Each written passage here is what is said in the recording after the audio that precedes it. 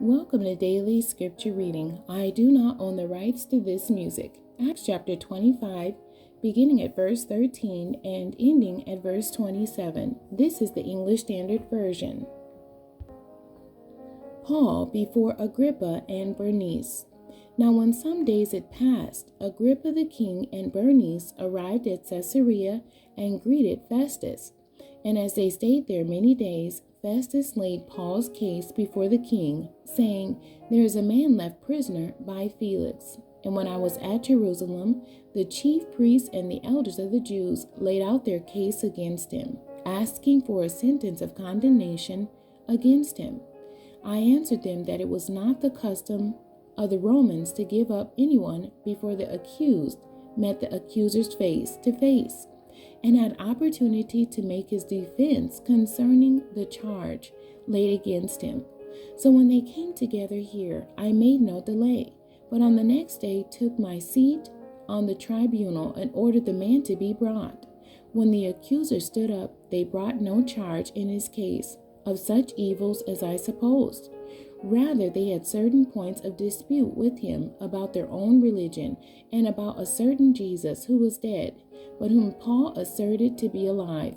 Being at a loss how to investigate these questions, I asked whether he wanted to go to Jerusalem and be tried there regarding them.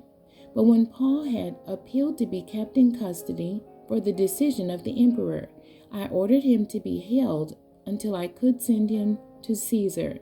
Then Agrippa said to Festus, "I would like to hear the man myself." "Tomorrow," said he, "you will hear him."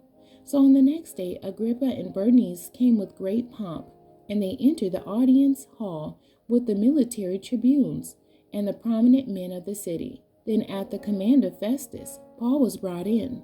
And Festus said, "King Agrippa and all who are present with us, you see this man about whom the whole Jewish people petitioned me, both in Jerusalem and here, shouting that he ought not to live any longer. But I found that he had done nothing deserving death. And as he himself appealed to the emperor, I decided to go ahead and send him. But I have nothing definite to write to my lord about him. Therefore, I have brought him before you all, and especially before you, King Agrippa, so that after we have examined him, I may have something to write. For it seems to me unreasonable in sending a prisoner not to indicate the charges against him." The end. God bless you, and thank you for joining me today.